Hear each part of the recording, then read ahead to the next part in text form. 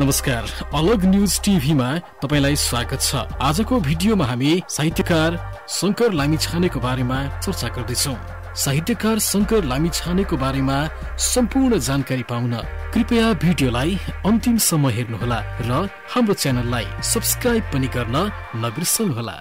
TV नेपालमा तपाईलाई स्वागत छ। Subscribe now and press the bell icon. Never miss an update. जुनसुकै मुलुकमा युग निर्माता साहित्यकार बिरलै हुन्छन्। यसरी निर्माण भएको युग ती युग निर्माताको अवसानसँगै समाप्त हुन्छ भने कतिपय युगले भने निरन्तरता पाएको हुन्छ। नेपाली साहित्यमा शंकर लामिछाने यस्ता अद्भुत प्रतिभा थिए जसले निर्माण गरेको साहित्यिक युग आज पर्यन्त निरन्तर छ। शंकरले कालजयी निबन्ध लेखे, भूमिका लेखनमा कीर्तिमान राखे, नेपाली साहित्यमा जापानी हाइकुलाई भित्र्याए। उनको सृजनाकाल थोरै थियो तर युग निर्माणका लागि त्यति नै पर्याप्त थियो।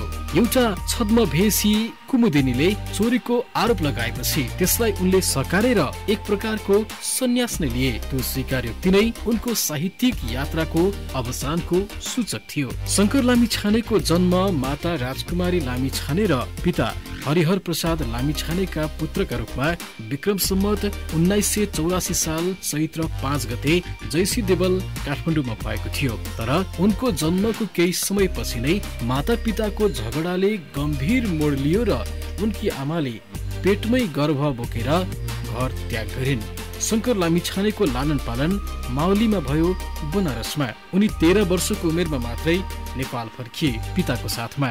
उनकी आमा भने अर्को छोरा जन्माएर त्यसको मृत्युको पीडा र यक्ष्माको प्रकोपले शंकर 8 वर्षको हुँदा नै बितेकी थिइन्। शम्भु लामिछाने नामाकरण गरिएका उनका दिवंगत भाइको उनले कहिल्यै पनि सम्झना गर्न सकेनन्। शंकरको लेखन यात्रा विक्रम सम्वत 2003 सालमा प्रकाशित हाम्रो समाजमा नारीको मूल्य लेखबाट भएको थियो। उनले प्रेम पत्र लेखनबाटै कलम चलाएको स्वीकारोक्ति दिएका थिए। उनी आफ्नो लागि र आफूले कहिल्यै नदेखेको नभेटेको साथीको प्रेमिकालाई पनि प्रेम पत्र लेखिदिन्थे। त्यो प्रेम पत्र लेखनको यात्राको गम्भीर एवं युग निर्माणकारी लेखनमा पुगेर अग्लियो र छुलियो अनि व्याप्त भयो। शंकर लामिछानेको शिक्षा त्रिचन्द्र कलेजमा विज्ञान विषयमा भएको थियो। उनले त्यहाँ आइएससी सम्मको अध्ययन गरे। यसै समयमा उनी नेपाली साहित्यका विशिष्ट प्रतिभा बालकृष्ण सम र महाकवि लक्ष्मी प्रसाद देवकोटाको शिष्य बनेका थिए। त्यो शिक्षक र शिष्यको नातापछि साहित्यिक रूपमा मजाले झाँकियो। देवकोटाको अध्यक्षतामा गठित काव्य प्रतिष्ठानमा शंकर सदस्यका रूपमा समाहित थिए। अनि दिल्लीमा सम्पन्न हुने एसियाली लेखक सम्मेलनका लागि प्रतिष्ठानको मुखपत्र इन्द्रेणीको एसियाली अङ्क, जुन अङ्कमा नेपालका प्रतिनिधि मण्डलका तथा मुख्य कविहरूको नेपाली कविता सहित समानान्तर अंग्रेजी अनुवादका लागि शंकर लामिछानेले महाकवि देवकोटासँग सहकार्य गरेका थिए। विक्रम सम्वत 2006 सालमा पिताको पनि देहान्त भएपछि शंकर लामिछानेको जीवन संघर्षमय बन्यो। उनले पढाइ छोडे, जागिर खोज्नु पर्यो, जागिर खानु पर्यो। यो क्रममा उनी श्री 3 सरकार गुठी अड्डा, जनसेवा सिनेमा हल, भारतीय दूतावासले सञ्चालन गरेको भारतीय पुस्तकालयको पुस्तकालय अध्यक्ष, घरेलु शिल्पकला बिक्री भण्डार, शंकर होटल तथा शंकर ट्राभल्स एन्ड टुर्स लगायतमा जागिर खाए। जागिरसँगै उनले लेखनमा पनि निखारता ल्याउँदै गए, नयाँ मोड ल्याए, नेपाली साहित्यमा सबैले रुचाउने साहित्यकारको व्यक्तित्व निर्माण गरे। उनी भन्थे, संघर्ष मेरो जीवन हो, साहित्य मेरो सुख हो। यी दुईवटालाई मैले कहिले पनि एक अर्कामाथि जाइ लाग्न दिन। शंकर लामिछाने आफ्नो लेखनका कारण उचाइमा थिए। उनको रचनाको राम्रो डिमान्ड थियो। उनी आफ्नो रचना निशुल्क कसैलाई पनि दिँदैन थिए। आफ्नो रचनाको मूल्य आफै तोकिदिन्थे। उनी सम्पादकहरूलाई कुन रचना लिने हो सोही अनुसारको मूल्य तोक्थे। निजी क्षेत्रमा पत्रिकालाई विशेष छुट दिने नीति उनको थियो। उनका रचनाका पाठक र पाठकीहरू नेपाली भाषी क्षेत्रमा बढ्दै थिए। यही क्रममा विक्रम सम्वत 2022 सालमा प्रकाशित पारिजातको सिरिजको फूलमा उनले लेखेको भूमिकाले नेपाली साहित्यमा एक प्रकारको भुइँचालो ल्याइदियो। हुन पनि त्यस प्रकारको भूमिका यसअघि न कसैले लेखेका थिए न परिकल्पना गरेका थिए। त्यो भूमिका उनको एउटा हाँक थियो, हुंकार थियो, जसको एकाध विरोध भए पनि त्यसले आफ्नो स्थापत्य कायम गर्यो जुन आज पर्यन्त कायम नै छ।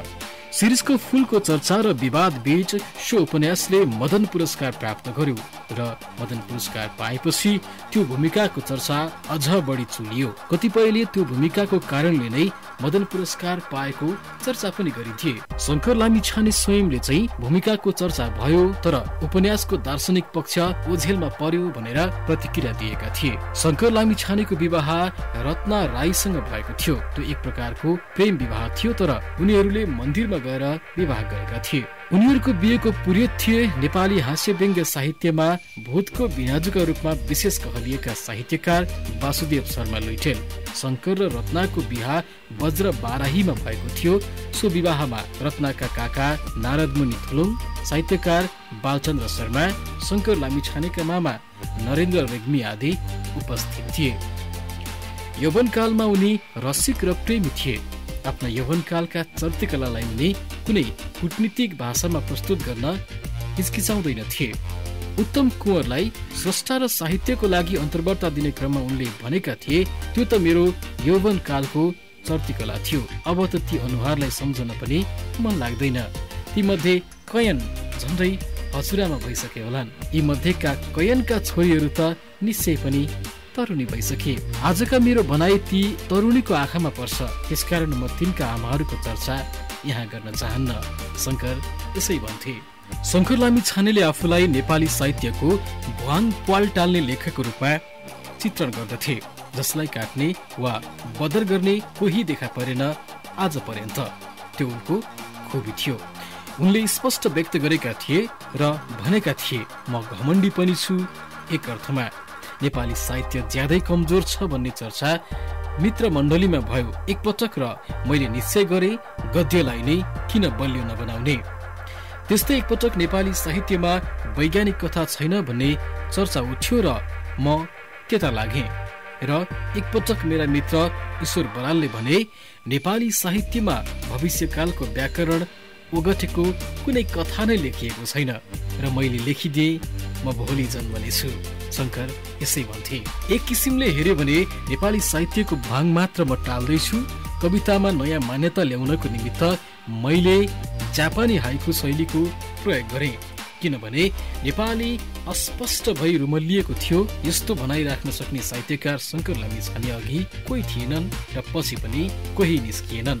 महाकवि देवकोटाले पनि कवितामै कुरा गर्न सक्छुसम्म भनेका थिए, तर विविध विधामा यस्तो दाबी गरेका थिएनन्।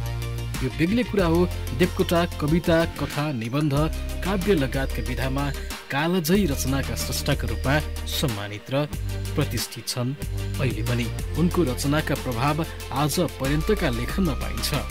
शंकर लामिछाने पनि कविता, निबन्ध तथा भूमिका लेखनमा कालजयी स्रष्टाका रूपमा रहेका छन्। उनका रचनाका प्रभाव आज पर्यन्तका लेखनमा समेत प्रशस्त भेट्न सकिन्छ। शंकर लामिछाने विश्व साहित्यका गम्भीर अध्येता थिए। उनले पढेका र मन गरेका कतिपय फुटकर कृतिलाई अनुवाद पनि गर्थे। पोर्नोग्राफीलाई पनि रुचिका साथ पढ्ने, दोहोराई तेहेराई पढ्ने कुरा पनि नलुकाई बताउने गर्थे। आफूलाई मनपर्ने विदेशी भाषाका साहित्यकारको चर्चा गर्दै उनले भनेका थिए, पुरानादेखि नयाँसम्म पनि मेरा आँखाबाट गुज्रिन्छन्। पढ्छु, प्रभावित हुन्छु, मन पराउँछु, कहिलेकाहीँ उल्था पनि गरिदिन्छु। मलाई मनपर्नेहरू मध्येका केहीको नाम लिने हो भने विलियम सेरोयान, एनास निनो, हेनरी मिलर, लरेन्स डुरेल, स्यालिन्जर र टेनेसी विलियम हुन् पनि भन्थे। यसरी विश्व साहित्यमा चाहने र अधिकांश नेपाली साहित्यकारका रुचिका केन्द्रबिन्दु शंकर लामिछानेलाई एक दिन एउटा छद्म भेषी कुमुदिनीबाट चोरीको आरोप लाग्यो। यो बडो उदेक लाग्दो, अप्रत्याशित र झस्काउने खालको थियो। तर त्योभन्दा पनि उदेक लाग्दो र आश्चर्यको कुरा के भयो भने शंकर लामिछानेले आफूले चोरीको आरोपलाई मजाले स्वीकार गरिदिए। उनले सिधै चोरी कबुल गरे। यति मात्रै होइन, साहित्यबाट एक प्रकारको सन्यास नै लिने घोषणा गरिदिए। यी सबका लागि उनका शुभचिन्तक, पाठक, अध्येता कोही तयार थिएनन्। उनले भने उसले गर्नु परेको कारण हो उसको जागिर थिएन र उसलाई बाँच्नु थियो। बाँच्नु जस्तो ठुलो कुरा जीवनमा अरू केही रहेनछ। अब म लेख्ने पनि छैन। उनले यस्तै भनेका थिए। मैले पछि लेखिहाले भने पनि त्यो बेला तपाईलाई शिकायत गर्ने कुनै मौका पनि दिन छैन होला। त्यस सुअवसरको प्रतीक्षा रूपरेखाको कुनै पानामा नै गर्नुहोला। कुमुदिनी बहिनी, नेपाली साहित्यलाई तपाईँ जस्तो पाठकको जागरुकताको आवश्यकता छ। त्यो भएन भने म जस्तो मानिसले बीचबीचमा बदमासी गर्ने सम्भावना पनि छ।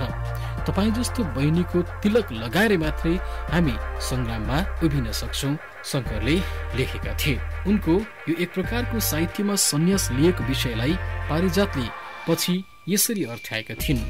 शङ्कर लामिछानेले जुन बेला साहित्यिक सन्यास लिनुभयो त्यही बेला उहाँको सुन्दर र आकर्षक युग मरणासन्न अवस्थामा पुगिसकेको थियो। यसो भनौं अशक्त भइसकेको थियो।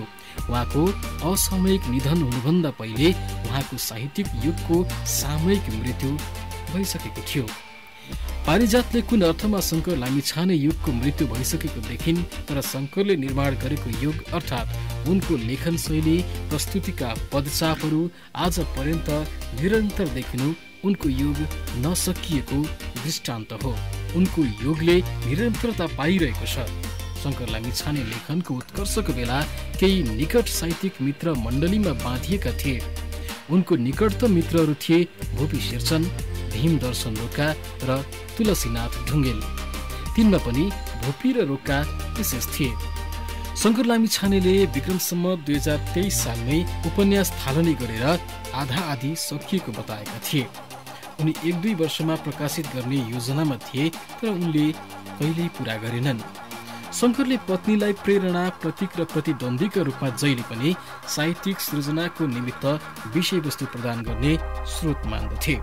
तर तिनै पत्नीलाई एक दिन सायद हद से हद बाँचे, अरू 12-15 वर्ष बाँचिएला, यो जीवनको अन्तिम समय केही शान्ति पाउँछु भन्ने प्रयास छ भन्ने बेहोराको चिठी लेखेर शङ्करले घर छोडेका थिए। कान्छी श्रीमती सुवर्णासँग पाटनमा बस्न थाले उनी। रत्नबाट छोरा दीप र छोरी शिखा 2 सन्तान भएका थिए भने सुवर्णबाट पनि 2 छोरा भएका थिए, प्रकाश र प्रभास। शङ्करले 12-15 वर्ष आफू बाँच्ने अनुमान गरेका थिए। त्यो अनुमान पटक्कै मिलेन। उनी 3-4 वर्षमै विदा भए। खासमा उनी जीवनको पछिल्लो चरणमा निकै रक्षा भएका थिए। आफ्नो रक्षा परिवेश निर्माणको सन्दर्भमा उनले स्वीकारोक्ति गरेका थिए, म पूर्ण रूपेण रक्षा भए। अंग्रेजीमा त्यस अवस्थालाई अल्कोहलिक भनिन्छ। अलिकति नखाइकन हातखुट्टा स्थिर नहुने, मगजले काम नगर्ने, खाएपछि आत्महीनता कम हुँदै जाने, आफू सक्षम छु, अझै केही बिग्रेको छैन, अझै परिस्थितिसँग जुझ्न लायक छु भन्ने बोध हुने। अन्ततः विक्रम सम्वत 2032 साल माघ 10 गते मेनिन्जाइटिसका कारण शङ्कर लामिछानेको मृत्यु भयो। मृत्युको कारण मेनिन्जाइटिस भए पनि उनको अल्कोहलले छाती नष्ट नभएको हुन्थ्यो भने बाँच्न सम्भव थियो भनेर डाक्टरहरू बताउँथे। यसरी एउटा युग निर्माता साहित्यकार शङ्कर लामिछानेको जीवनको समाप्त भयो।